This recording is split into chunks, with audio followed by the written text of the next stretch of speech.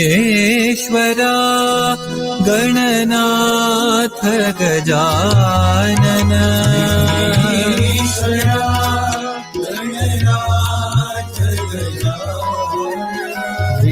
विघ्नेश्वरा गणनाथ गजानन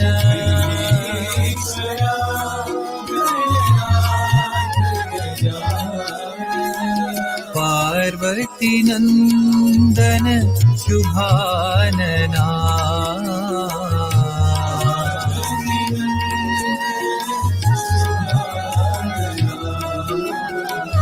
पार्वती नंदन शुभानना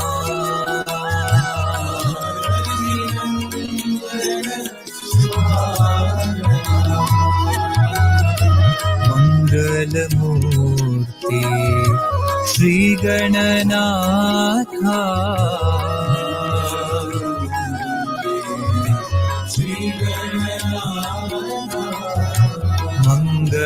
मंगलमूर्ति श्री गणनाथा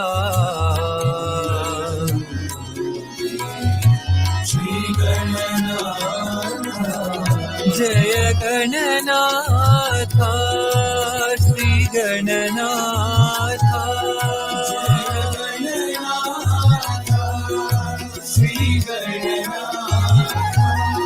जय गणनाथा श्री गणनाथा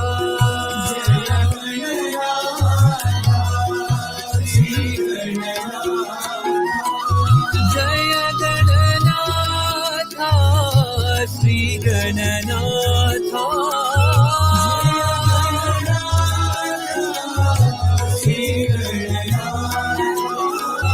जय गणनाथा श्री गणनाथा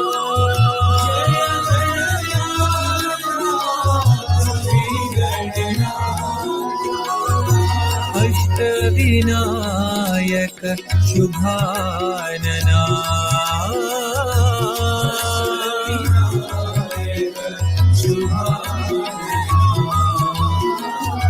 सिद्धि विनायक शुभानना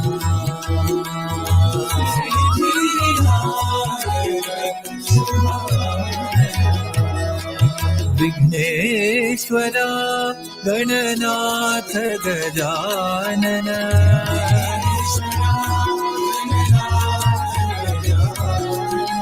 पार्वती नंदन शुभानना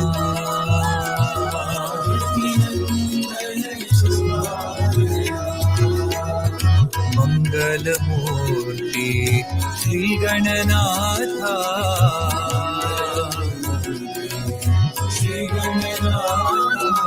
जय Gananatha Shri Gananatha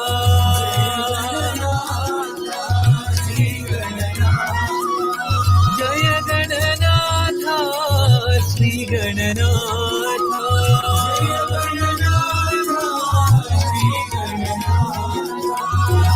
Ashtavinayak शुभानना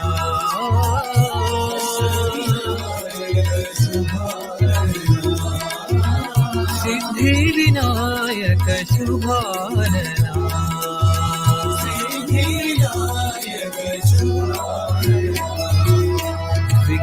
Vighneshwara Gananath Gajanan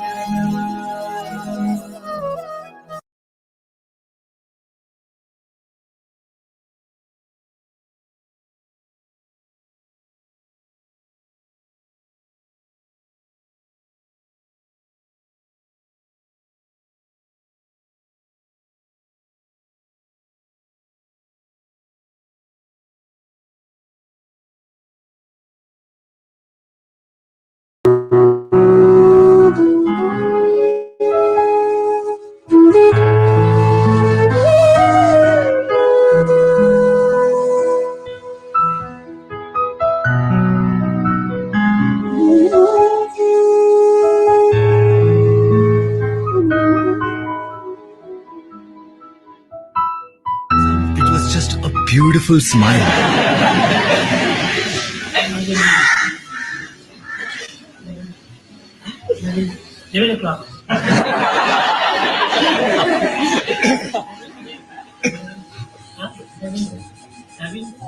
For some, it was a gentle reprimand.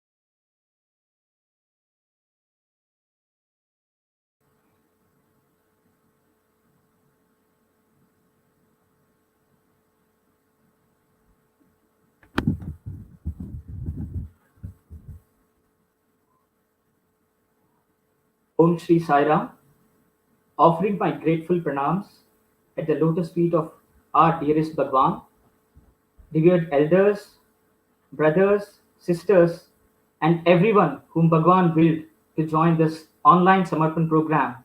Toronto, welcome and a loving Sairam to each and everyone.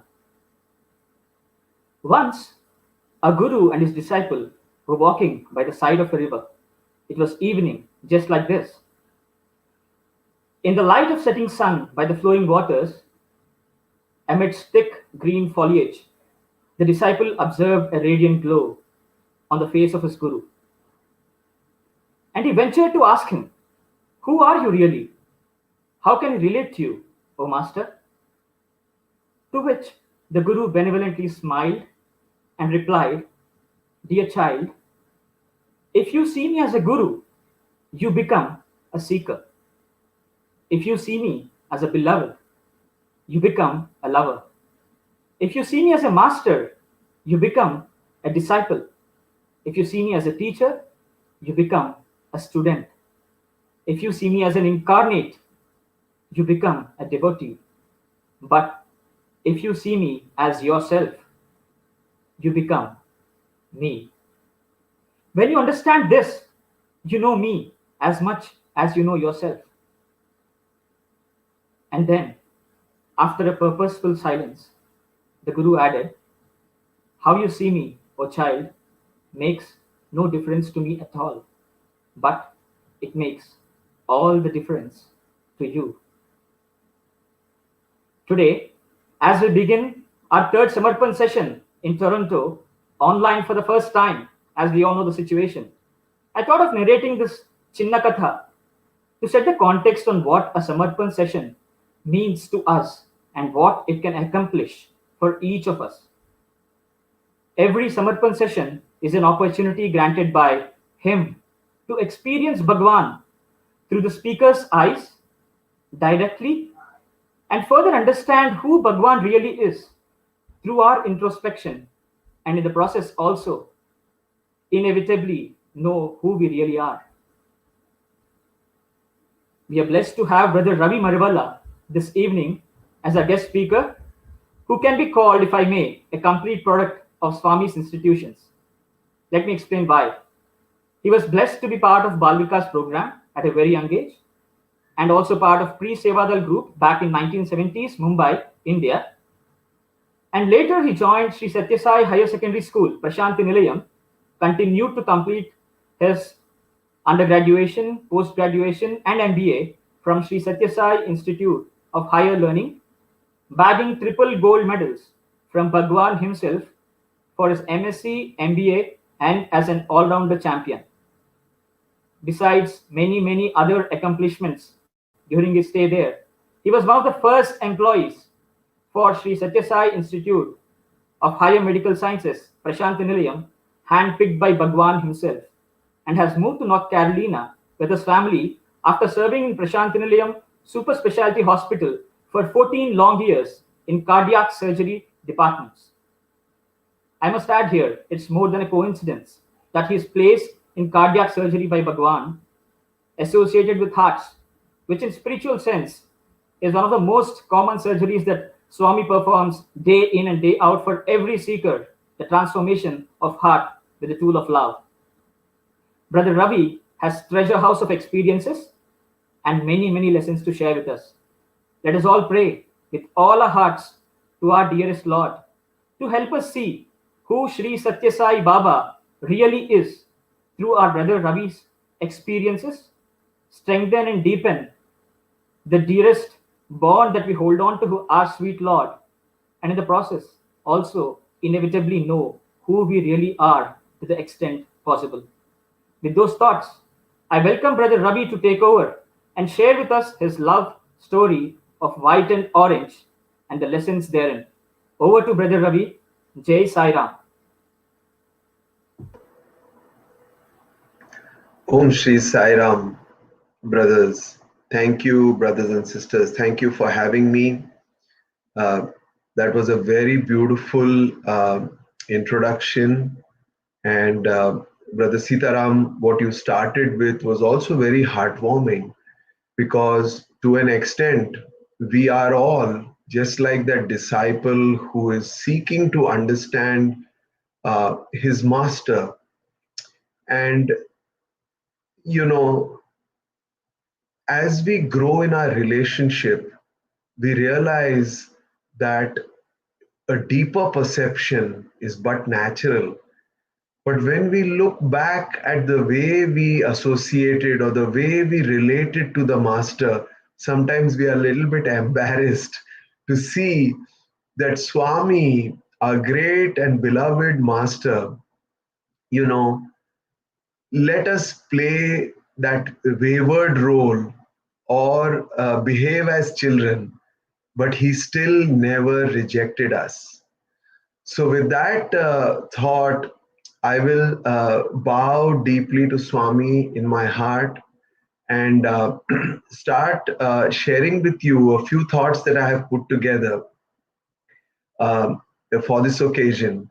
And as the meaning of Samarpan signifies, you know, we want to offer. Swami literally offered himself to us. And strange as that may sound, you know, it is so true that his entire life was an offering. What is an offering? An offering is something that is completely for the person it is offered to. And when you look back at how Bhagawan lived his life, virtually he did nothing for himself. Everything was in some way or the other intended for a very significant and higher cause, but even that was never for himself. So, what I want to do today is talk to you about two ideas that have been growing in my mind. And those two ideas are, and I would just like to share my slide, Brother Bharani, if that is possible. So I would just like to share this idea with you so that, you know, when you see the slide, you can make more sense of it. And that idea is that let us discuss for the next hour, hour and a half, this thought process of what is it from Swami's side and what is the parallel requirement from our side. And from Bhagawan's side, it is very clear that he came to teach, to elevate, to inspire. But one phrase stands out in my mind, and that is a higher cause. There was nothing in that Bhagawan did or said that was for a worldly cause or for a cause that is bound with the body and the mind. Every single activity, event that he organized, or word that he spoke was intended to guide us to a point where we may ourselves embrace a higher cause. And the second thing that I want to talk about is what does it mean from our side? Because it's all fine to say what Swami did and to keep recounting the instances, the leelas, that he performed, but what and their impacts. Even the impact on the devotees and students is something that we love to recount. But leaving aside for a second those sweet memories and their impacts on us, I want to talk about what we require to do. And as a Sai student, I was a part of the speakers group. And one thing that I made it a habit to do whenever I got this opportunity to speak in Swami's presence was to say something from the literature, from Vedant, from sayings of great people. But I always tried to ensure that there was a little bit of my own journey coming out in my talks. And I think that is very important because you haven't gathered here to just hear me pick ideas from somewhere else. As all of us meet together, we want to know what are our thoughts, what is our evolution, what is our perception of the journey and the distance that we think we have covered, and what is it that we really need to do. So, with that, I will just begin by sharing with you that, all that we are doing in the Sai Center through our activities and through our seeking is finally captured in these 4 lines. Dhyanamoolam Guru Murti. We worship the form of the master because this was not an ordinary master. This was a redeeming master. Just bringing his presence into our dhyanam can redeem us. So that is the link between our dhyanam and the form of the Guru. That is what we call Guru Murti. The second thing is the puja or the worship or the adoration that we do. And what do we worship? In the Indian tradition, in the Vedantic tradition, we bow low, which means it is not just the bowing of the body, which means this implies that we are accepting that our abilities, our learnings, our capabilities are less, and therefore not only are we putting aside ourselves, we are offering ourselves at the feet of the Lord. And what is the best form of that adoration? The best form of that adoration is, as Krishna says in the Gita, patram pushpam phalam toyam. Finally, the true worship of Sai is the teardrop that is produced by us feeling that anguish at the separation and wanting to very intensely get closer to Bhagawan. So the real puja is that which is done with the teardrop that emanates from us and signifies the intensity of our yearning. And then the mantra that we chant is not what we have gleaned from reading of many different texts, but something that the Guru pointed to us. Because this relationship is not a mass relationship, it is not an external relationship. That Guru Vakyam, the sentence spoken by the Guru in direct guidance, whether it is come during our interactions with Swami or whether it is coming internally from the inner voice, but that should be our Guru. And finally, we should understand that this Guru Kripa that we are seeking is the only way for us to get moksha or liberation. And now I'm showing you this verse from the Gita from chapter 4.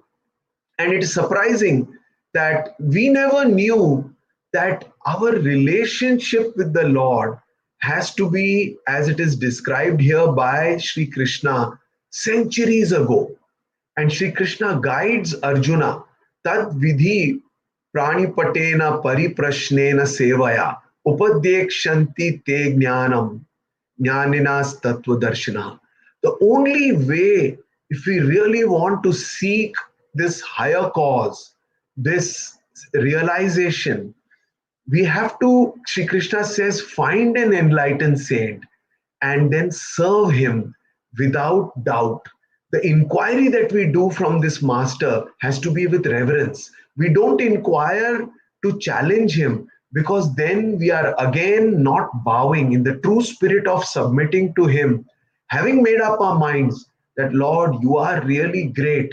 Then only we bow, and once we bow, we inquire with reverence. So this is so strange that, brothers, sisters, for you and me, we don't have to do any of these things that Sri Krishna is telling Arjuna about, because it is already done. And this is the huge, uh, this is a huge matter of rejoicing for you and me, that you don't have to approach a spiritual master. Rather, it was our Sri Sathya Sai Baba who, through his magnetism, attracted us irrespective of distance and brought us close to him. The next idea I want to share with you is something that I have seen is very, very dear to me. We should all remember the first interaction we had with Sri Sathya Sai Baba, because during that first interaction is the time when he laid his physical eyes on us. And as you can see in the picture, he appears to be smiling. What can please, what can the Lord enjoy? The Lord knows everything. And yet, when he meets us for the first time, even though he knows us, he knows our essence, he knows many of our past lifetimes, even then he shows that excitement when he meets us in this lifetime. And in my own personal journey, what did that mean? I'm just sharing with you. I have spoken earlier in Toronto, but I just wanted to share with you that this was my first intense meeting with my master. And I was a typical Mumbai boy going astray in a big way. And it was only due to Swami's grace that I entered the SSC classes, the Bal Vikas. And it stands out in my memory that I should have so much gratitude to Swami and also to those Balvikas gurus. So, brothers and sisters, each of you who are playing that role today as SSC teachers, each of you who are playing the role on behalf of Swami of inspiring, communicating with the youth who are coming to you, you have a tremendous role to play. Because I firmly believe that those Balvikas gurus were the turning point in my life. And when they came into my life and made me aware every Sunday through their counseling, through their patient input, I was able to turn a new leaf. And I confided in my mother that I was going down many different bad paths. And inside me, I was able to see the need for change only because my SSC gurus had patiently shown me what is the path of light. They never told me that I was walking the path of darkness. And that is the quality of all of us human beings. No sooner had I made that determination that I needed to rise, I made that resolution that I needed to change, then I got this opportunity to speak in Bhagawan's presence. Truly, this was the transforming moment of my life, because Swami, as you can see, this is in the year 1979. Swami watched me during my speech. After my talk, he rubbed my spine, materialized Vibhuti, and made me sit by his side. And then I requested him that I could join his college. So these are the first meetings, and that's why I showed you this slide, which shows that the master, though he knows everything and he knows everybody, he still takes time to show his feeling of delight and to welcome us as if we are entering and ennobling his life, when actually, brothers and sisters, He is entering and ennobling and transforming our lives. And that is the unique quality of our Sri Sathya Sai. So, as we talk about what happens, where as we get closer and closer to the Lord, we saw that Swami played so many different roles. If you look on the right, you can see how he materialized that idol from the sands in Dwarka, how he's playing the jazz drums over here, how he's entertaining the boys in Kodaikanal, the students, by wearing that hat, how he is serving the poor himself. As Swami says, bend the body, amend the mind, end the senses.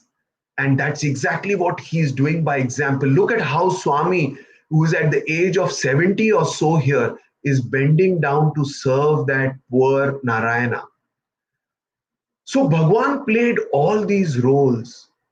But one very important realization that we have that we should keep in mind is that Swami was beyond each of these roles. He took on these roles willingly and with love, but we have to remain alert not to fall into that delusion to think that Swami is one who has the power to materialize, or the power to cure, or the power to feed, or the power to bless us with his darshan. However big we may create these concepts, but Swami is actually beyond that. And that is a realization that we start to have as we mature in our relationship with him, and it grows deeper and deeper. You can see here other beautiful interactions that we have. Look at how Swami is signing off on the left, on the picture on the left. He did for us what we are used to seeing in the world. Just as the soldiers salute, Swami, before he signs off for the evening, he is saluting us. Despite there being so many lecturers and professors, as you can see in the picture on the right, to tie that headband for the dance boy, Swami made time to tie that headband for that student himself. To me, the story that that picture tells is far beyond the dance boy and the headband. That is the story, the message of Swami's personal interest and personal interaction. Swami did not believe in interacting through YouTube or social media.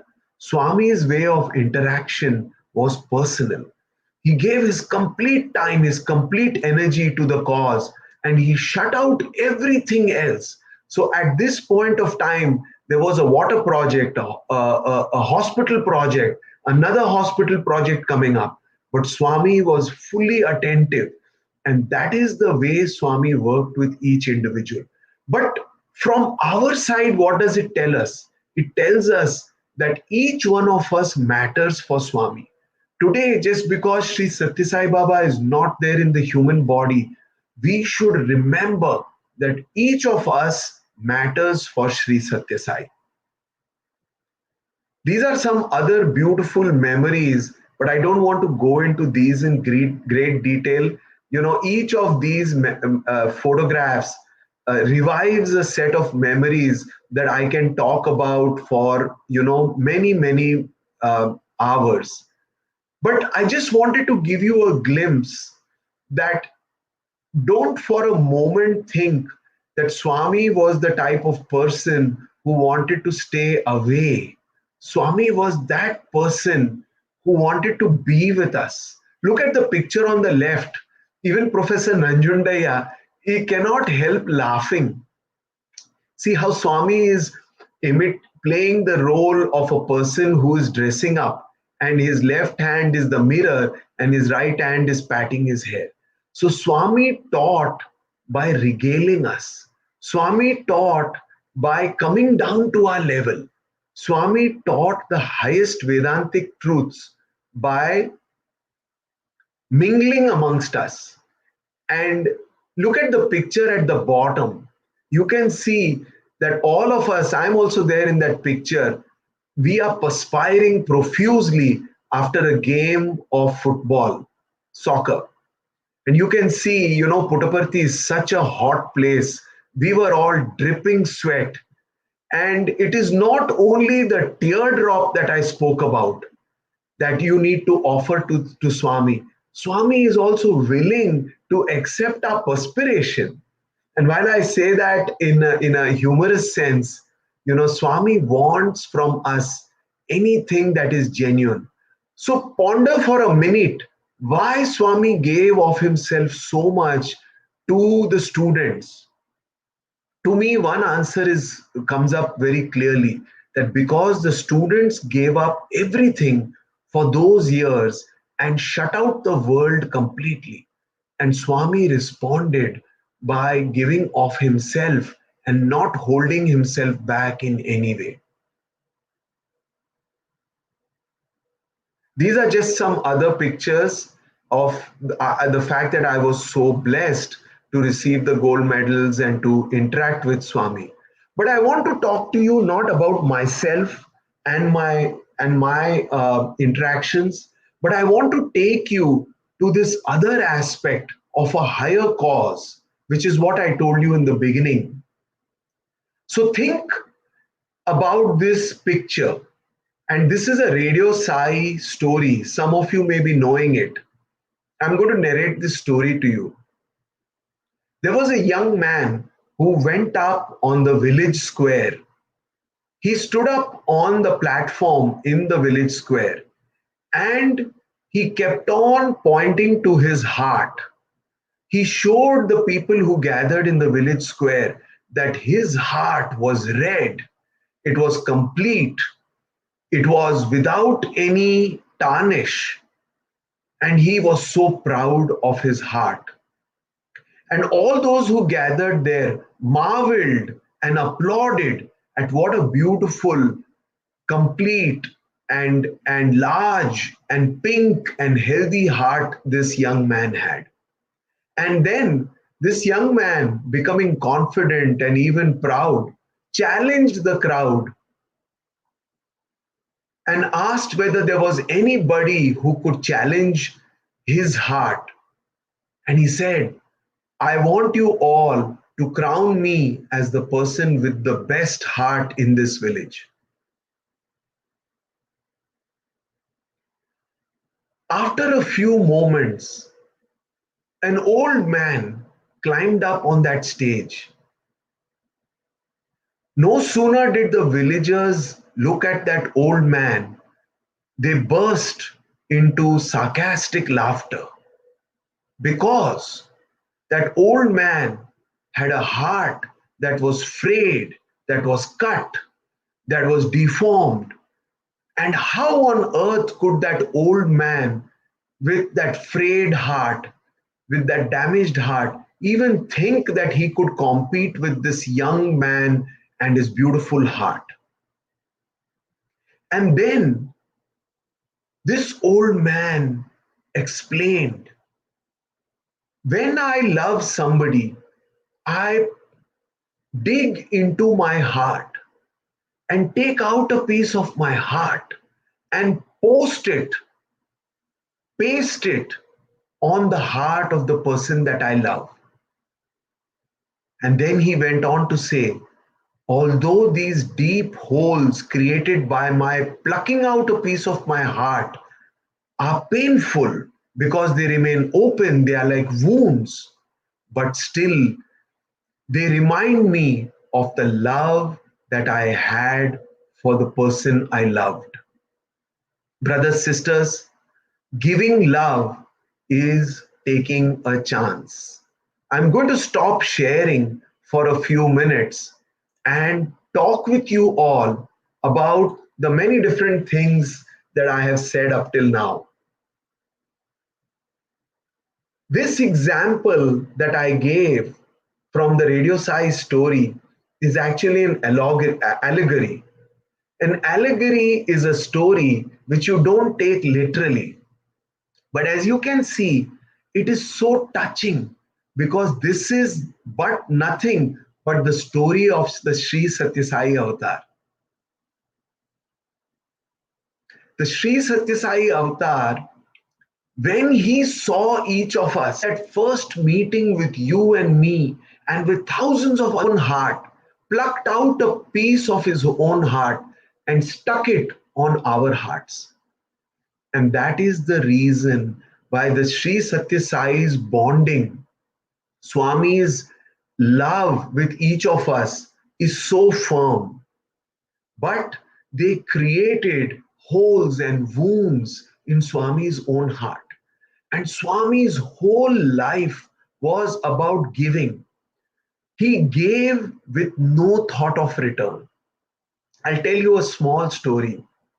A few days back, I wanted to mow my lawn, and my oldest son came to me and said, Papa, you don't worry. I will mow your lawn for you. You just take rest. And then I went to the shed and brought my lawnmower out. And when I called for my son, he had taken his bike and gone away to play with his friends. But what did I do? As a father, I knew that it is but natural for children to make a promise, but then to forget about it. I was not unhappy with my child. I took the lawnmower, and in the hot sun, forgetting that he had promised to take my load, I mowed the lawn. I never held it against him. But as I was mowing the lawn, this thought struck me that how many times I and numerous other people made promises to Swami that we would lay down our lives for him, that we would do this and that for him, that we would change ourselves. And Swami, like a loving father, knowing that many of us may not even remember that we had made such a promise, would fall to the wayside. He knew that we would be like wayward children. And that is not just the story of the physical connection that we had with Swami. It is even the story of all of us today. And that's why Swami made this statement that there are people who are, in Telugu he said, Miru andaru daggarga unnaru. Means, daggar means close. You are all close, which means you are near to me. And then he added very beautifully, very solemnly, but not with anger. He didn't hold it against us. He said, Daggarga unte chala manchiti, kani priyamga unte baguntundi. He said, if you are close, if you are near, it is wonderful. You are so fortunate. Out of all the billions of people on the earth, there are devotees who come from far, but you boys are able to live near me. You are able to see me twice a day, thrice a day. You come into my residence, you see me for half an hour during the bhajan, and you are close to me, and it's wonderful. You are blessed. I acknowledge that. But he wanted us to remember that it's more important to be priyam or dear to him. And who is it who is dear to him? So everyone and anyone can be dear to him. And that is what I want to tell you, brothers and sisters, that from Swami's side, he did his job. He is the embodiment of selflessness. And while we lived around Swami, we saw it very clearly. But maybe our own seeking, our own life as it was unfolding was so big and so major that we didn't stop to think that, oh my God, there is nothing in all of this that is for Swami, even 0.5%. And Swami kept on taking more and more and bigger burdens. And that's why I love that story, where it is not just that Swami gave interviews and cured people. Brothers, sisters, that was Swami digging into his own core, his own heart, plucking out a piece of himself and attaching himself to each one of us. That bond is a wonderful bond. It is beyond what you and I can even imagine, because there is no such bond that you and I have today. The bond with your partner, with your family, with your community, with your friends, at work, in politics, doesn't compare with the sacredness of that bond that Swami has initiated with us. And from now we should start talking about, so what does that mean for us? What is it that Swami, who did all this for us, what does it imply? And I just want to make one more point. You know, in the this great chapter, the first 6 chapters of the Gita are about karma and about not being attached to outcomes, which I like to call NATO, not attached to outcomes. The second group of 6 chapters of the Gita are all dedicated by Sri Krishna to bhakti. And Sri Krishna talks about the vibhutis, or the manifestations of God. And then in the next chapter, which is called Vishwarupa Darshan Yoga, listen to this very carefully, brothers and sisters, because it tells us the importance of what has happened during the Sai Avatar. Sri Krishna gives Arjuna that cosmic darshan, where he sees the universes, the black holes, the galaxies being formed and destroyed. And all of that is within the form of Sri Krishna. And then Sri Krishna comes back down, but he takes the 4-armed form of Lord Vishnu with Shankha Chakra. All of you know, right? There is the Sudarshan Chakra, the discus, the conch, which he blows on victory, the mace, and the Abhayasta. The 4-armed form he adopts. But then finally, he comes back down to the simple, sweet form of Lord Krishna, which Arjuna is familiar with. And this is a verse in the Gita which all of you must go and read. And he tells Arjuna that though I have shown you the great and mighty form of the Vishwarup, though I have shown you the form as Vishnu, but O Arjuna, your liberation lies through me. Your liberation lies through worshipping, through completely immersing yourself in this form that I am showing you today. So you and I don't have to feel bad that in the 1940s and 50s, we were not there in Puttaparthi when Swami gave the devotees those darshan of himself as different forms. Because having had the darshan of the Sai form, that personal form, that is the biggest highlight of our lives. You and I have seen directly that Sri Sathya Sai Baba, who is going to become our redemption. And that is something that you and I have to meditate on. Moving forward and talking more about what we need to do, I'm going to share with you again, brother, if you can allow me to share. I want to now share with you the summary of that journey that we have had with Swami. Our journey started with being attracted to him. Then we started paying attention. And finally, at one point, we accepted Swami. We accepted Swami as our guru, as our guide. Slowly, that acceptance is turning into alignment. What is alignment?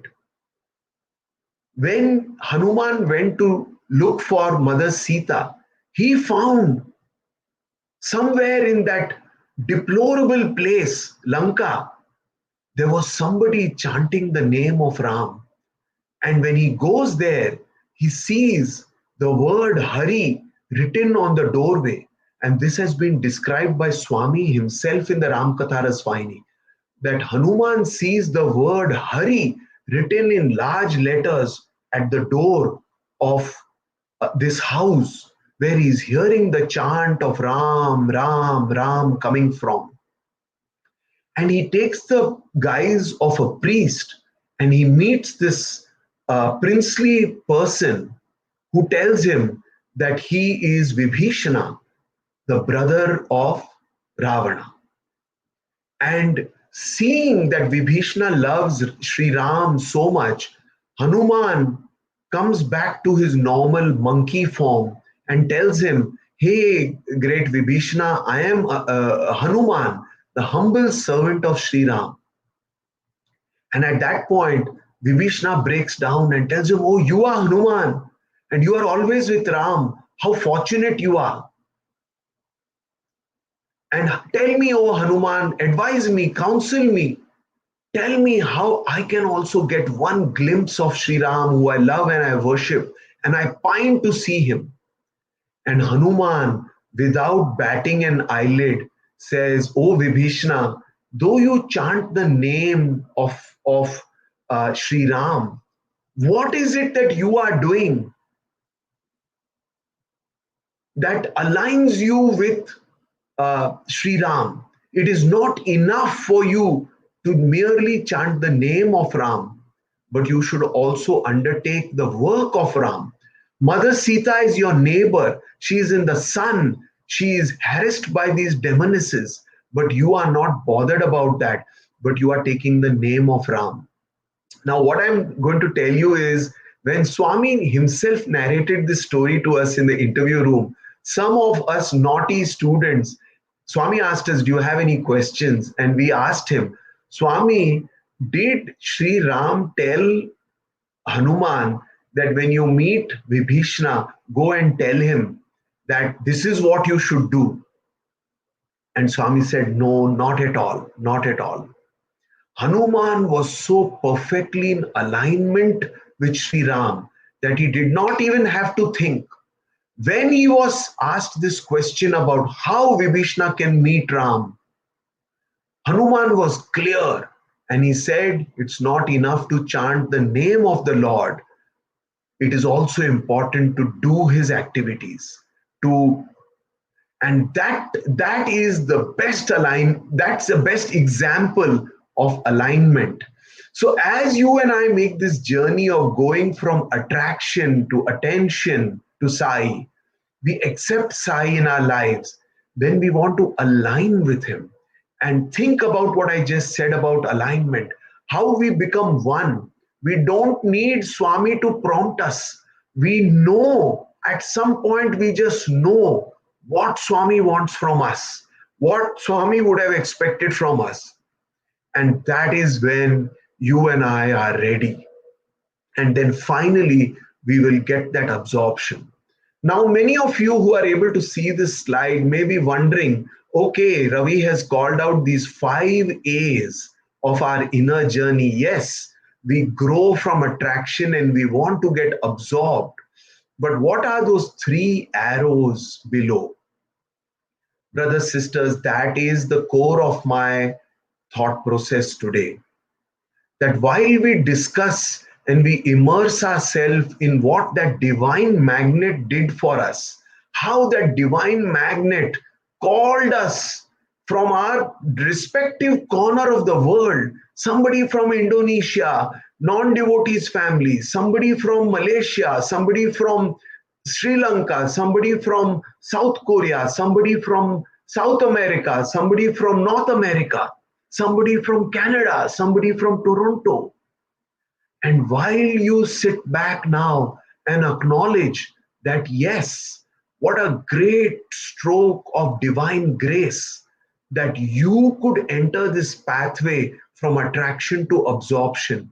But those 3 arrows mean a lot to me, because those are the 3 arrows where you and I have decisions to make.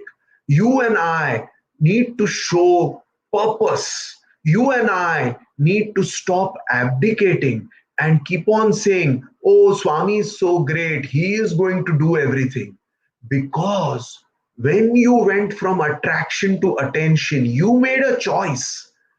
When Swami came into your consciousness, you made a choice. If you spend your weekends thinking about Swami when everybody else is doing all kinds of fun and leisure activities. It only means that tuning into Swami is a great joy for you. So that was a point at which you made a decision. Accepting Swami as your guru, as your master, listening to his teachings is a sign that you took a step. In the same way, if you and I want to align with him and become like that Hanuman, then you and I have to make that conscious decision. And I will tell you a quick story that happened in my own life, and it is sheer Swami's grace. As you can see, what Swami is doing here on the portico.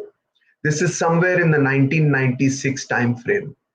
I was running the heart lung machine in the cardiac operating theater. And you know, the heart lung machine is the machine that keeps the patient alive while the surgeon stops the heart and the lungs completely. And that process can take anywhere from 15-20 minutes for a small, atrial septal defect, which is closing a hole in the heart, to 4 to 5 hours in the case of a major surgery.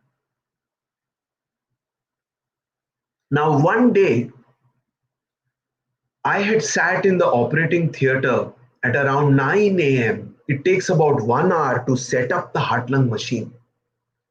And I'm going to stop sharing for a minute, brother. We did these cases, and the surgeon came in, he opened the chest, and this was a case of the aortic valve replacement. It's a major surgery.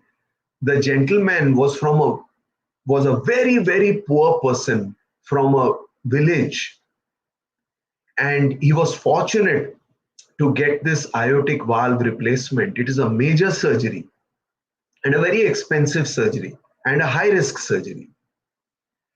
And everything, we can't see even 1 hour into the future. So we are all blissfully unaware. And as the case continued, we were all doing our respective tasks. What I did is called a clinical perfusionist, that I played the role of a clinical perfusionist. And after the valve had been implanted in the aorta, the surgeon closed the heart and he started to wean the patient, which means you slow down the heart lung machine and you let the patient's heart start pumping. And try as we may, the heart would not pick up. The heart would fill with blood. We would slow the heart lung machine, but the heart would go into what is called distension. That means the heart would just start ballooning out. And the heart was not beating, which means it was fibrillating. Fibrillation is just like a very disorganized movement of all the muscle fibers of the heart, not a coordinated pumping of the heart as normally happens. Now, those were the first signs of trouble.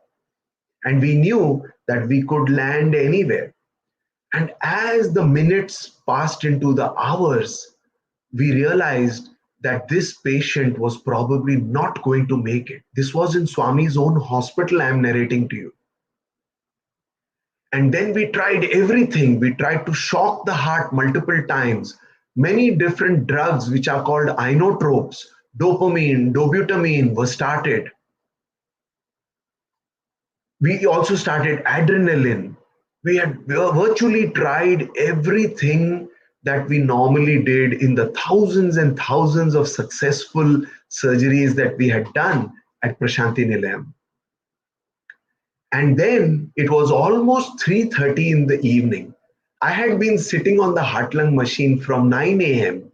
and you cannot even move from the heart lung machine because you are watching over all the blood of the patient coming into a reservoir, getting oxygenated, and getting pumped back into the patient's body, keeping the brain, the liver, the kidneys, and other organs alive while the heart is completely paralyzed. At 3:30, my colleague came into the room. He had finished his surgery in the other operating room. And he told me, Ravi, how can you go on? You've been here from 9 a.m.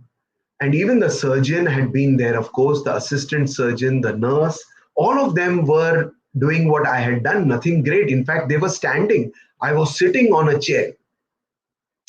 But taking up his offer, I exited from the operating room. I handed over to him, gave him all the details because we didn't know. We were doing what is called resting the heart, which can take from a few minutes to few hours.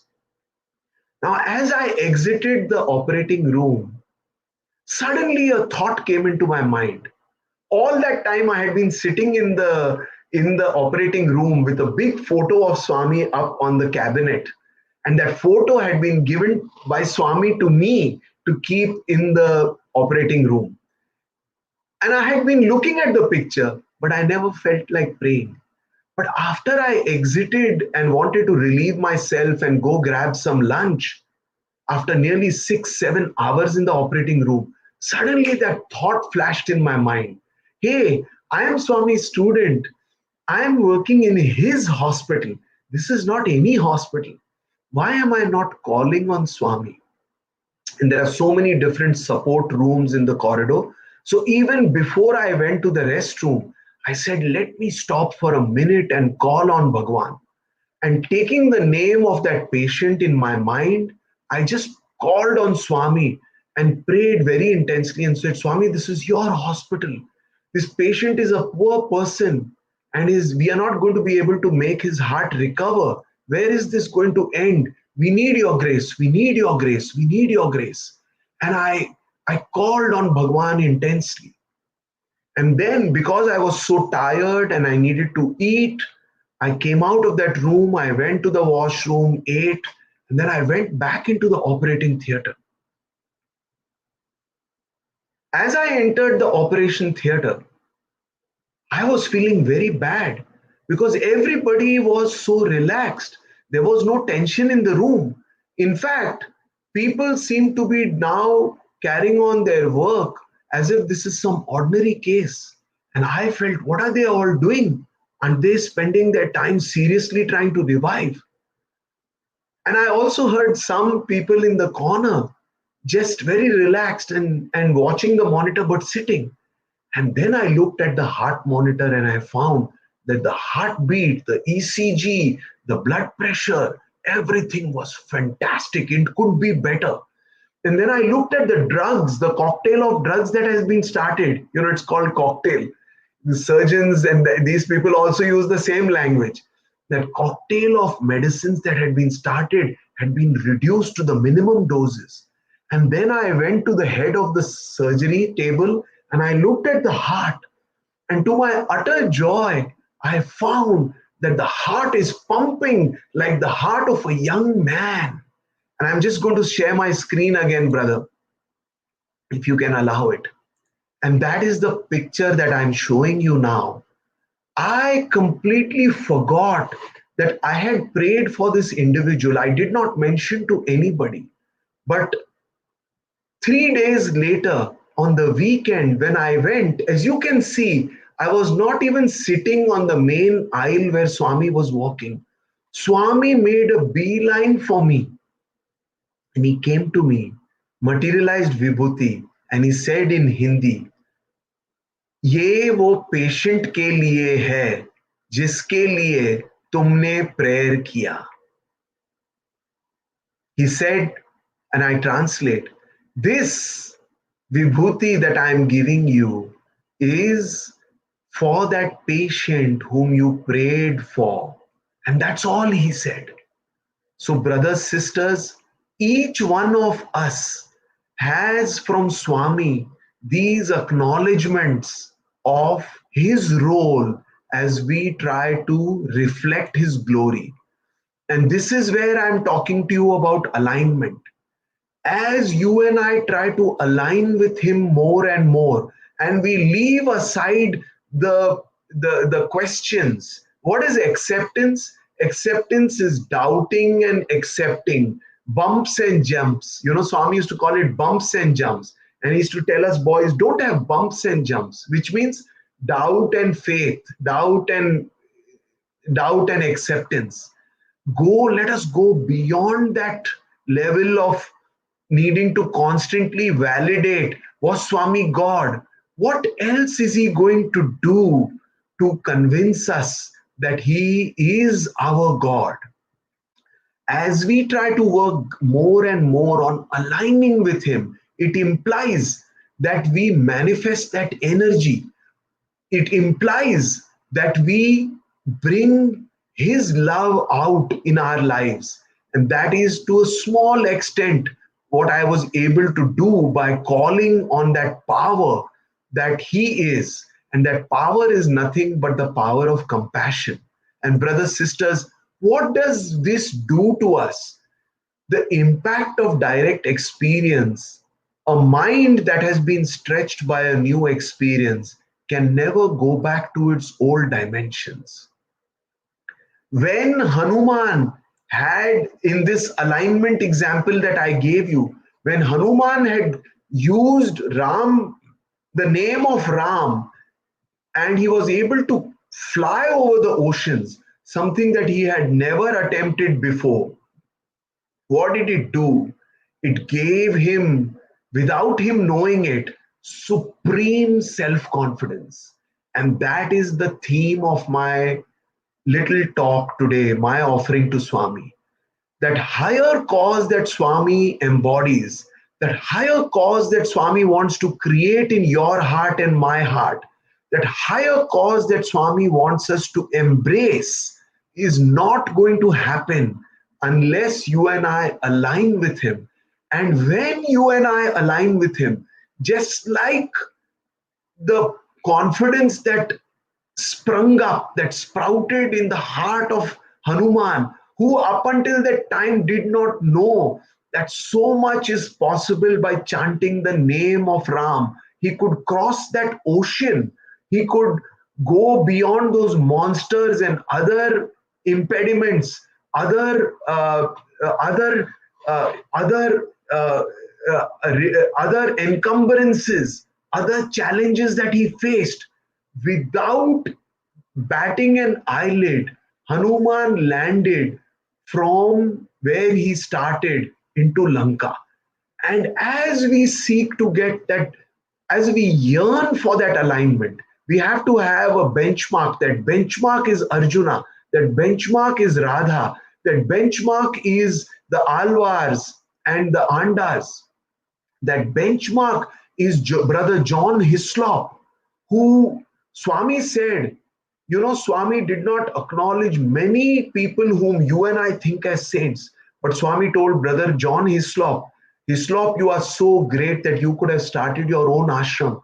So as we look at these benchmarks, as we look at these lighthouses, and we realize that we need to align, as we yearn for that alignment, and as we manifest that Sai energy, then what is going to happen to us is that in small ways, we will manifest this energy as it happened to me, but in a very big way as it happened to Sister Phyllis Crystal.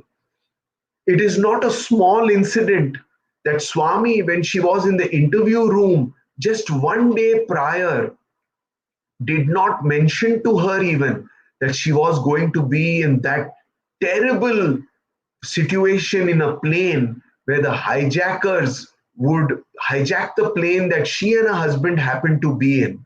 And that tough situation would be the place where that small built, as you can see, her height was not even more than Swami's height with his hair.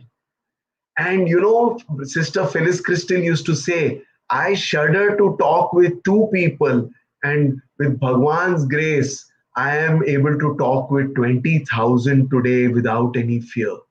So, in the same way, even though Swami did not give her an indication in the interview room just the previous day, when she was in the plane with those hijackers, she had that degree of complete alignment with Swami, which meant that she was able to bring that supreme love that Swami stands for into the plane. And at some time, if you can read over here in the small print, brothers, sisters, look at what is written there. When you think of Swami, the first things that happen to you is that love dawns in your consciousness. It is not Swami's words. It is not only his form. Just the thought of Swami is bringing some unique, different power than you and I are used to at our workplaces, in our families. It brings some kind of different experience. That is the experience that I spoke of to you that stretches the mind. And Phyllis Crystal started breathing that love and visualizing Swami. The effect was that slowly the hijacker started shivering. See, what was happening to her, that she was just remembering Swami. But what was happening to the demonic quality people nearby her, they started shivering. They became nervous. And right in front of her, she saw them dropping the guns. And one of them even asked, looking in her direction, "What are you doing to me?"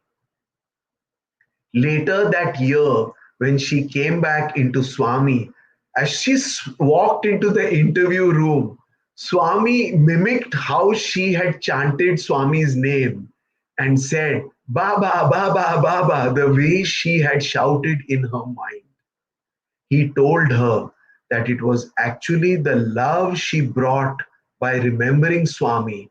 That love filled the cabin and permeated the entire ambience. That is the power of love. So, brothers, sisters, I'm going to stop sharing for a minute. But as you and I try to gain that alignment with Swami is going to create that supreme self-confidence in you and me. And again, don't mistake me when I say that it's going to create self-confidence. It is not that you and I are going to play political roles or, stand as giants in society necessarily. No. I'll narrate to you, Brother Jivanandam. He used to come to operate in the Sai hospital. And he still operates here. Some of you may be knowing him, Dr. Valluvan Jivanandam. His parents were devotees. His father is no more. Every year he would come to operate. And we had the cardiac conference, the first international cardiac symposium. I was, with Swami's grace, able to help to organize that symposium. And we invited and brought a lot of great cardiac surgeons and cardiologists from all over the world, from Europe and from the US.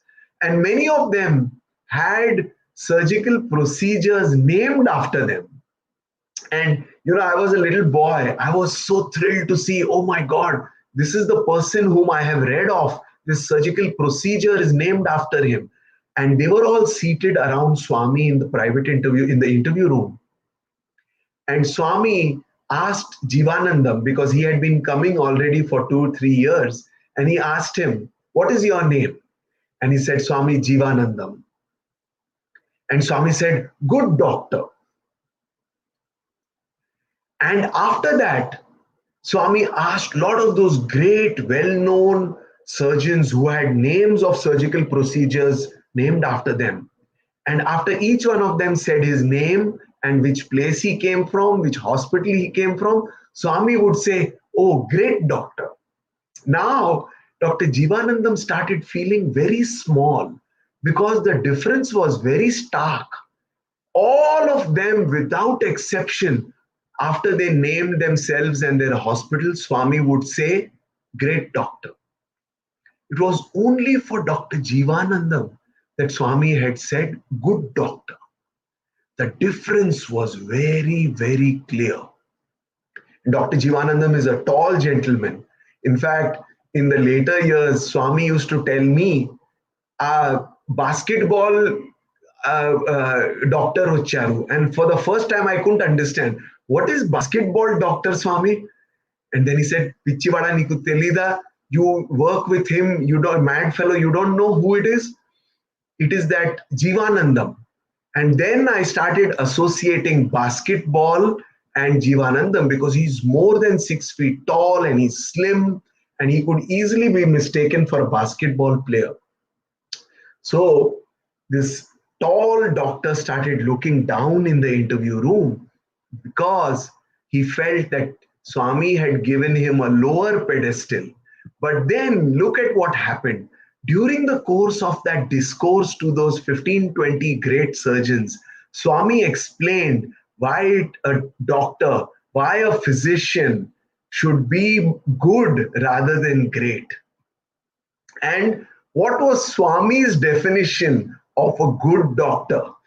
And now, all of a sudden, brothers and sisters, all those 15, 18 great surgeons started looking down. And our basketball doctor was the only one who started feeling good about himself, not proud, but he felt that the goodness that he brought into his medical practice was known and acknowledged by Bhagawan. So, brothers, sisters, that alignment that you and we have accepted Swami, but we should not sit and rest and think, oh, we came into Swami's fold. Swami, please give me faith. You know, as we used to bow in Swami's interview room at his feet, Swami used to commonly say, Aim Kavali, what do you want? And we used to, just what we had heard, we used to say, without thinking many times, Swami, please bless me with bhakti. Another time we would say, bless me with shraddha, bless me with mukti. And brothers, sisters, today when I look back, as Brother Sitaram said in the beginning, we started interacting with Swami in that way. And there is nothing wrong. We were children, but we may have been wayward. We may have understood a small size understanding. We may have So today I feel it is for you and me to yearn for that alignment. And that alignment will bring about the type of miracles, the type of world change, the type of transformation through all of us. And I'm running out of time, but I'll tell you another small reason. One day I was sitting at Bhagawan's lotus feet in the interview room. This was in the year 1991. And I salute all of you because it is because of you wanting to listen that people like me get an opportunity to recollect those wonderful, precious moments that, are our redemption. I and another boy were massaging Swami's feet. For many days, Swami would call two of us inside and he would allow us to massage his feet. He would talk with us. And one day, Swami was upset with one of our classmates who had left for home, and he was actually homesick. And he made some excuse and he wrote a letter to Swami and he went home for a couple of days, not for long. And Swami was talking about what Swami felt was his blunder. And, at that point, I ventured just because Swami was telling us so many things and I felt it's not right to be silent. We have to interact with Swami. And that is again from our narrow understanding of Bhagawan, but that is sweet as it may have been at that moment. I said to Swami, Swami, we are all ordinary boys, please forgive us. And brothers, sisters, this is a teaching from Bhagawan that has stood out in my mind ever since that fateful day when I made the blunder of telling Swami that we are ordinary boys. Swami literally sprung up from his interview room chair like a wounded tiger. I'm sorry to use that expression, but Swami sprung up from his chair and he raised his hand. Only one foot was on the cushion. I had annoyed Swami so much. I'm not making up anything to create an impact on you. Not at all. Swami is the witness. And he said, never say again. He called me Mari. And he said, Mari, you're disappointing me. My name is Mariwalla. And he said, Mariwalla, Mari, you are disappointing me. Never say that you are ordinary boys. And then he went on, to my dismay, to reveal details of my earlier life, which I am which I know were not in alignment with him. And he told me also, I pulled you out from that Mumbai life. He said clearly, he named the suburb that I lived in, Bandra. And he said, you lived in that small house and you were going astray and you would have become a street dog. And I pulled you out from there and I will make you a street light. Do not ever say that you are ordinary boys. And brothers, sisters, why go to think of it? Why would you and I call ourselves ordinary? Ordinary means cast at the wayside. But to Bhagawan, it is you and I who matter. You and I are the Vanara army of Sri Ram. You and I are the Gopikas of Sri Krishna. You and I are the beloved ones of this avatar, the Sri Sathya Sai avatar. So by calling ourselves ordinary, you and I are taking the escape route and telling ourselves, yes, we can abdicate, we can play truant, we can continue to be wayward. But if you and I really want to make that journey from being attracted to Swami, but to being absorbed in him, that middle stage, which is alignment with Sai, that alignment which Hanuman tested Rama, and he saw that he was able to jump across this ocean, that gave him that confidence to then counsel Vibhishana without any mentoring or coaching by Sri Rama. And brother, I want to share again and show you why that alignment is not only important to do the activities to reflect Swami's glory as Sister Phyllis Crystal did, but I want to show you how at this point, what is most important for us is Swami's teaching. If we are not aligned with him, then you and I can never get this step in our journey, in our evolution, which will take us to absorption.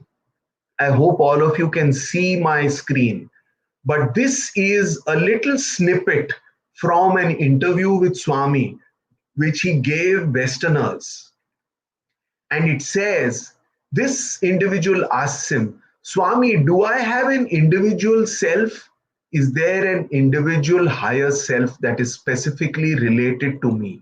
And Swami says, the individual exists only in your imagination, in your mind. It is not real when the one self is everywhere. When it is without a second, then where is the individual? So brothers, sisters, if you and I have to go from acceptance to alignment to absorption, we need to understand Swami's teaching about the self. I was listening to a discourse only yesterday where Swami explains what are the 5 names for the self. And Swami says, Nenu, I, Uniki, which in Telugu means existence, Brahma, which we normally say for God, Atma is the fourth name, and then the 5th and very beautiful name is Hridayam, or what you and I know to be heart, is the heart. And brothers, sisters, if you and I have to make this journey from alignment to absorption, we have to take that giant step. We are not going to become politicians and society changers. We are not going to sit in Elon Musk's mission to Mars. You and I may not be the ones who will start companies like are being started today in new and innovative artificial intelligence driven self-driving cars. But you and I have that unique opportunity. That is why Sri Sathya Sai Baba selected only you and me. We are the called ones. We are the chosen ones. And what is that giant leap for which he has prepared us? That giant leap is to go beyond this trap, which is the body and the mind. So today, as you and I are homebound and we have this opportunity to go beyond the body and the mind, and this is what Swami told us many times, that all of you are trying to do japa and dhyana, and all of that sadhana is of no use. So we used to be very, very astonished. Swami, what are you saying? All the gurus teach mantra japam and dhyanam. And Swami told us, how can you make the mind, who is the thief, how can you allow the mind to play the role of the cop? If you tell the mind, who is the thief, to find the thief, you are going to be duped. Do not trust the mind. And brothers, sisters, what is this mind? The mind is the one that dwells in the realm of nama and rupa, of the realm of name and form. And this is a very beautiful teaching of Swami himself. This is not taken from any other master. This is not from any other text. Swami spoke about two activities that the mind performs: alochana or planning, which is relatively harmless. This is your mind telling you, hey, you got to go to pick up your son, or you got to go to the Sai center to set up the altar. That is relatively harmless. But Swami has warned us that the second activity that the mind indulges in is very, very dangerous. And that is dialogue, inner chatter. And these are Swami's words. These are not my words. These are not from any other master. Swami says, planning is intent on solving problems that present themselves before the mind. Dialogue multiplies the problems and confounds the solutions, causing confusion and adoption of wrong and ruinous means to solve them. That inner conversation and controversial chatter continues from morning until night, until sleep overcomes the mind. The talk that inhabits the mind persists even in dreams and robs man of much needed rest. The Upanishads announce certain remedial sadhanas to get rid of this obstacle to inner peace. Brothers, sisters, I have had an opportunity to speak on the mind, and I made a compilation of Swami's own and only Swami's guidance on the mind. And brothers, sisters, I could not resist from bringing this up to you, because as we have to grow in Sai's image, as we gain greater alignment with Sai, and we want to be absorbed in him, let us ponder over this mind, which can be a channel to reach him, but can often become an obstacle through this sambhashana or the inner chatter. And finally, I want to conclude with the importance of this paragraph. So this devotee asked Swami in that same interview, Swami, how can we love something that we don't understand? And isn't that all our situation? Many of us don't understand what you and I cannot see. Spirituality, God, is beyond the senses, beyond the mind. And look at Swami's answer. Develop self-confidence, then love will follow. Brothers, sisters, we can even stop with just that sentence, because it is so mysterious. Self-confidence, you and I think of self-confidence as our knees not shaking when we are asked to give a public speech, right? If our knees shake and we falter when we are suddenly asked to give a public speech, then we feel that we are not self confident. And if you can stand up on a stage and confidently talk, then you think that, oh, I have achieved self confidence. But, brothers, sisters, that sentence is a guidance, that is a koan, a real mantra. And you and I should not look for answers in the realm of the body and the mind. You and I should not look for arguments and explanations, but you and I have to delve deep into our own inner being, into our hridayam, and understand what Swami is saying. Develop self confidence, then love will follow. It will come naturally from within. In that way, the love will be pure. Your journey starts with self confidence and ends with the realization of the self. The self is you, it is God. Don't hanker for anything outside. So I want to leave you with these few thoughts because we came to Swami traveling in the car of logic. But having come to Swami, having accepted him as our master, what Swami is telling us, now you need to enter the boat of surrender. Again, these are Swami's beautiful words. Swami does not talk in abstruse, confusing phrases. What a simple analogy. That Sharanagati that you and I need to have to reflect the love of Swami as Phyllis Crystal did, that hollowing of ourselves will come from Sharanagati. And brothers, sisters, that car of logic, which was useful to a point to bring us to Swami, is not going to be useful. And I'm going to stop sharing now. And Swami says, sit in the boat of surrender. And though I have heard Swami's discourses so many times, I feel so elevated that who can talk in such simple teachings, who can inspire as he did in such a simple but effective way. And I'll tell you why we know without doubt that Sai is inside us.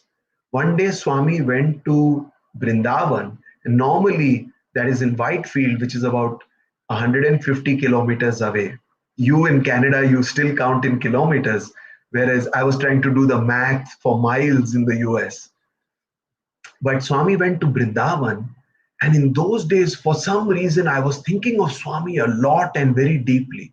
Normally, he would stay in Brindavan for at least a month, but he came back in a week.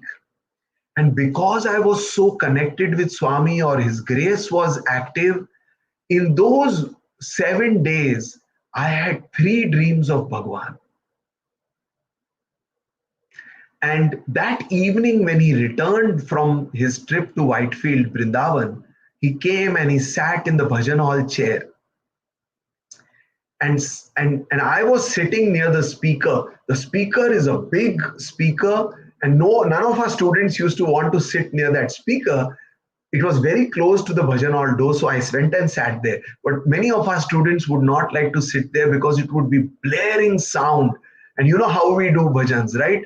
2 tablas, 1 naal, 5 people playing manjira, 3 people playing khanjira, singer, 2 mics for chorus singer. So everybody thought that we can't sit so close to the speaker. But that was the only spot I was able to get. So I closed my eyes.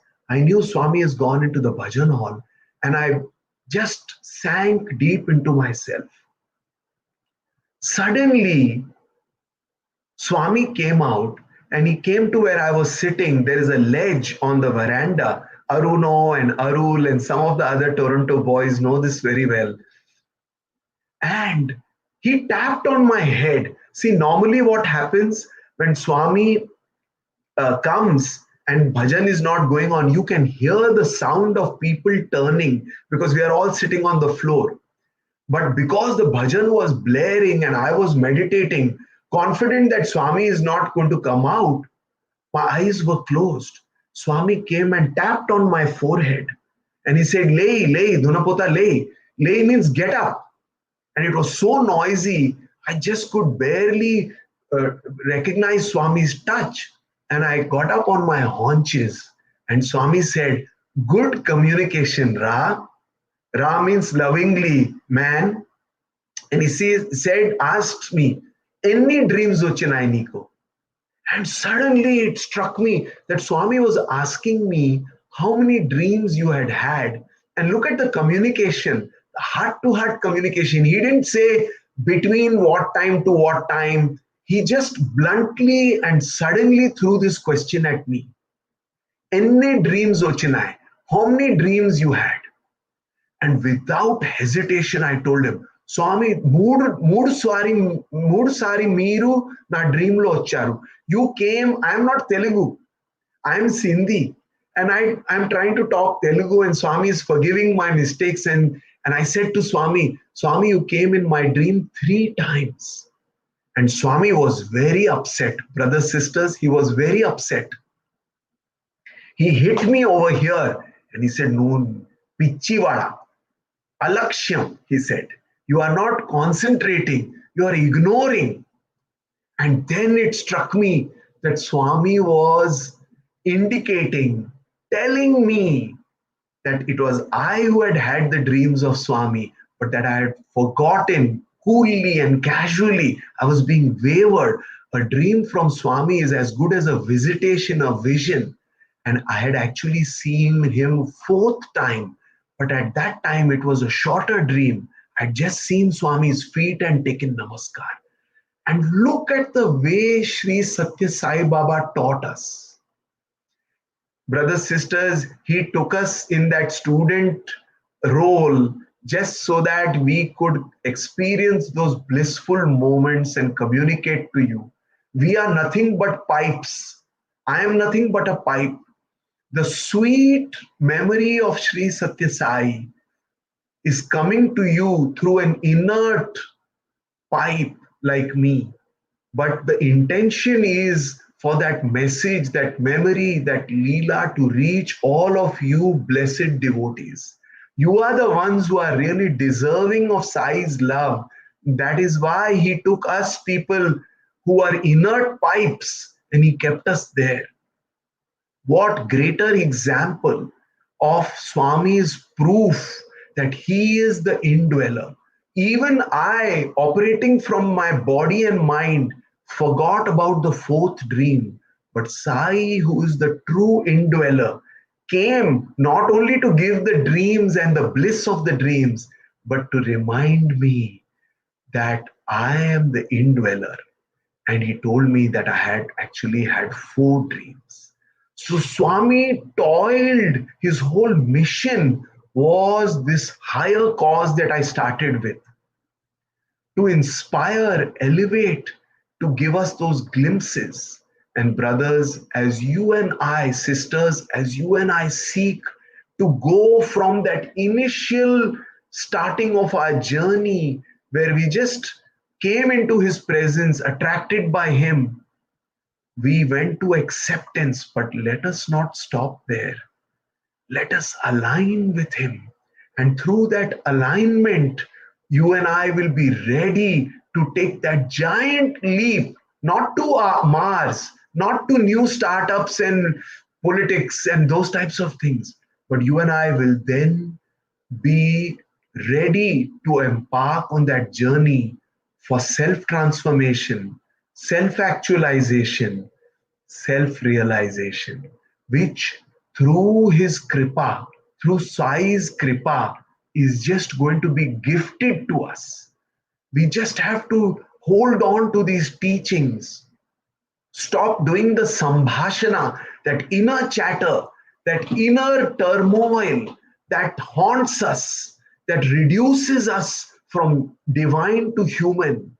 Just be aware that this mind, when it starts this bubbling up of doubts, of inner chatter, what Swami calls sambhashana, prevents us from connecting with our source, prevents us from turning the mind to the Atma, prevents us, puts a layer of bondage into the world and pulls us back into worldly consciousness.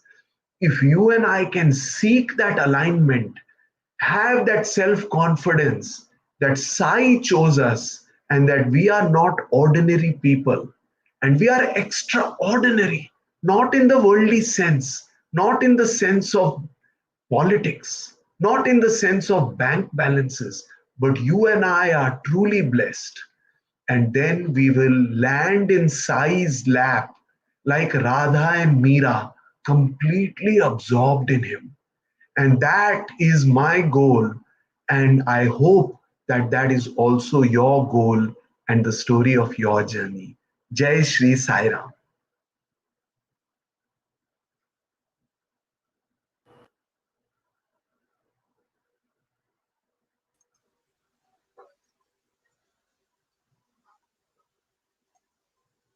Back to you, brother. Yeah, thanks, brother. Offering my most humble and loving pranams at the lotus feet of our beloved Bhagawan. Sairam, dear brothers and sisters. I would first of all begin by thanking Swami for giving us this wonderful opportunity to hold this third Samarpan session online and showing us the right platform for us to host this session online. Like what is mentioned in Shirdi Sai Satcharita, Guru is very much required to guide oneself through the right path and reach the destination, which is God Himself when you walk in a dark forest. That is why we always chant Tamasoma Jyotirgamaya, lead us on to light. And as brother mentioned, Guru, our spiritual master, which is Swami himself, is so excited to show you the path and to receive you. I strongly believe, and all of us do strongly believe that he is the only one who can lead you and guide you on the right path of spirituality. It has been a very enlightening session on how we could move from attraction to Swami all the way to observing Swami within ourselves. Thank you, brother Ravi, for reminding us and help us remember how each one of us in this world is so important for Swami to achieve his mission and sharing your beautiful experiences with us. How it is very important for us to strive for achieving the alignment with our Lord and travel from being self-confident and lead to the path that helps us total surrender to the Lord, which is the ultimate goal of all these Samarpan sessions all over the world. Thank you once again, brother. Wonderful. You're so welcome. And I know that brother Arunodayan is speaking at the Raleigh Sai Center from which I am tomorrow. So welcome to Aruno, and I look forward to hearing his thoughts and experiences. Thank you, brother. Thank you for having me. Sairam. Thank you. We will close this Samarpan session with three bhajans sung by Swami and Arati. Jai Sairam. Sairam.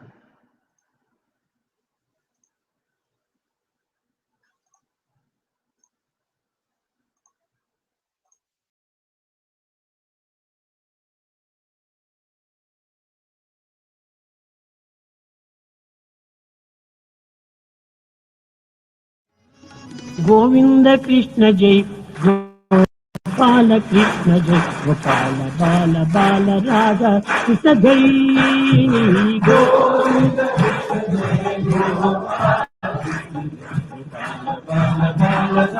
Krishna जय गोविंद कृष्ण जय गोपाल कृष्ण जय गोपाल बाल बाल राधा कृष्ण जय गोविंद कृष्ण जय गोपाल कृष्ण जय कृष्ण जय कृष्ण जय कृष्ण जय Krishna Krishna Krishna Krishna Jai.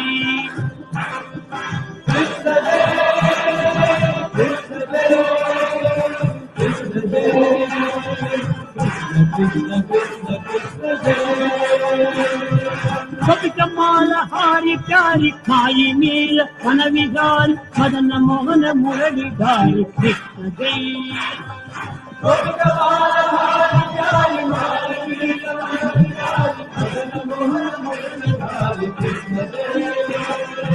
Kapithamala Hari Pyari Khai Meela Manavigari Madana Mohana Murali Dhari Krishna Jai.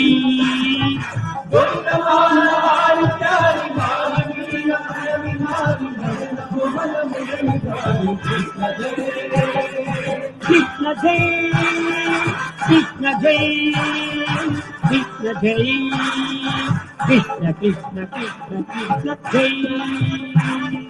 Krishna Jai, Krishna Jai, Krishna Jai, Krishna Jai, Krishna Krishna Krishna Krishna Jai. Krishna Jai, Krishna Jai, Krishna Jai, Krishna Krishna Krishna Krishna Jai.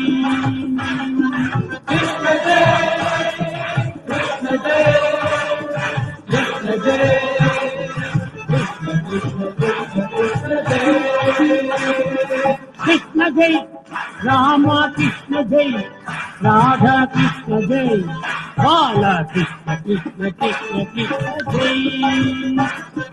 Krishna Jai, Rama Krishna Jai,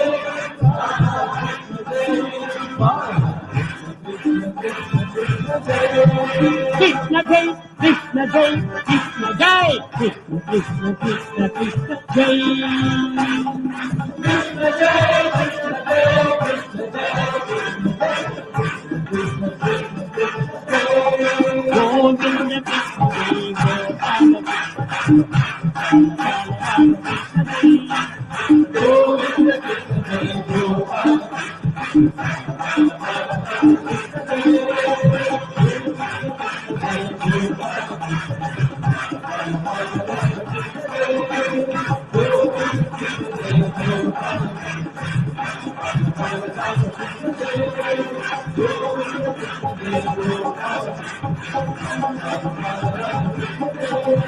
Krishna Jai, Krishna Jai, Krishna Jai, Krishna Krishna Krishna Krishna Jai.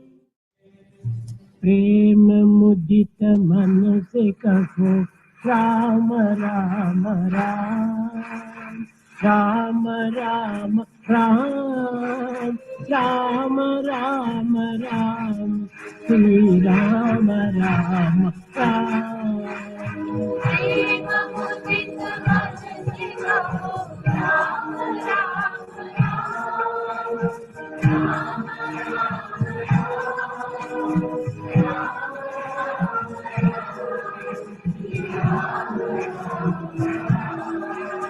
प्रेम मुदित मन से कहो राम राम राम, राम राम राम, राम राम राम, श्री राम राम राम.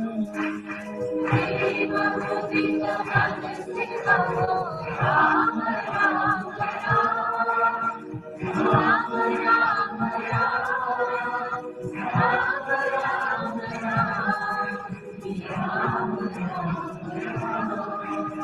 पाप कटे दुख मिटे जय राम नाम.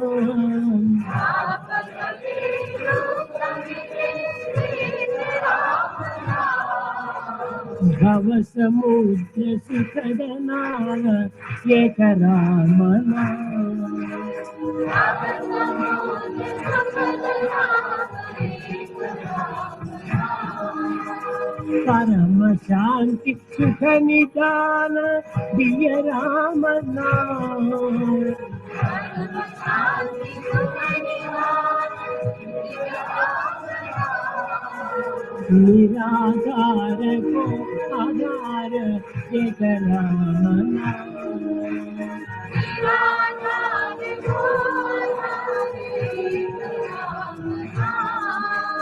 माता पिता बंधु सखा सबकी कामना,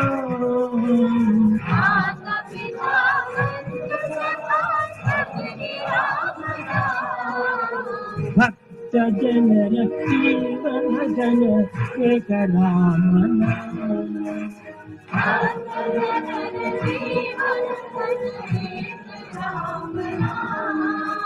भक्त जनर जीवन जन एक रामना,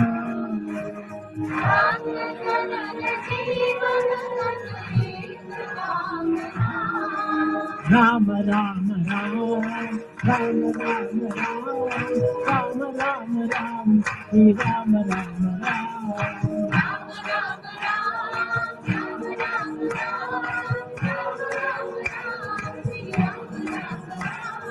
राम राम राम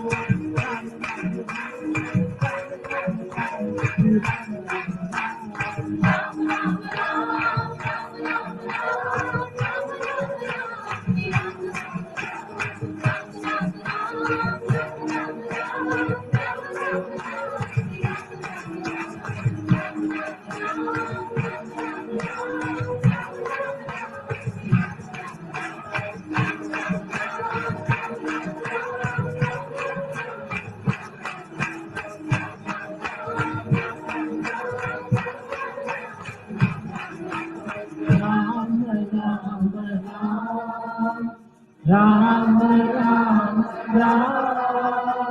राम राम राम श्री राम राम श्री राम राम राम, सुब्रह्मण्यम सुब्रह्मण्यम शंकरनाथ सुब्रह्मण्यम,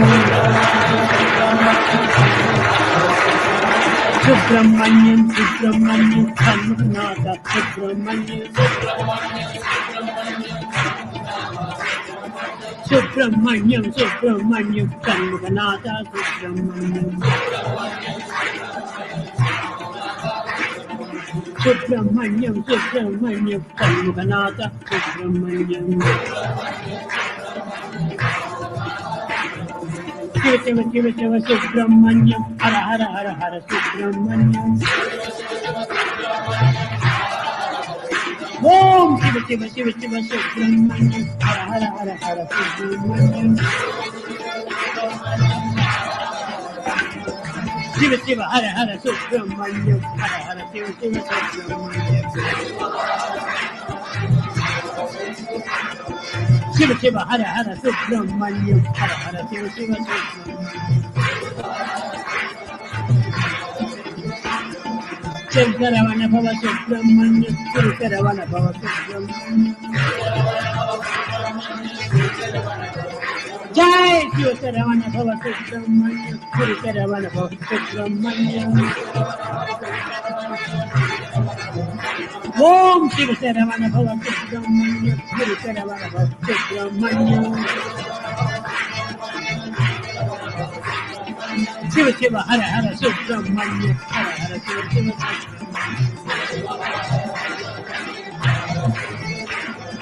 शिव शिव हर हर सुब्रह्मण्यम हर हर शिव शिव सुब्रह्मण्यम, सुब्रह्मण्यम सुब्रह्मण्यम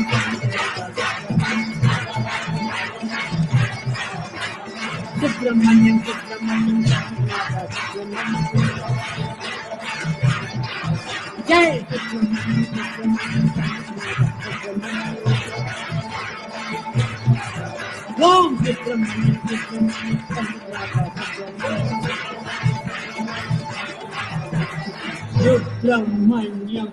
सुब्रह्मण्यम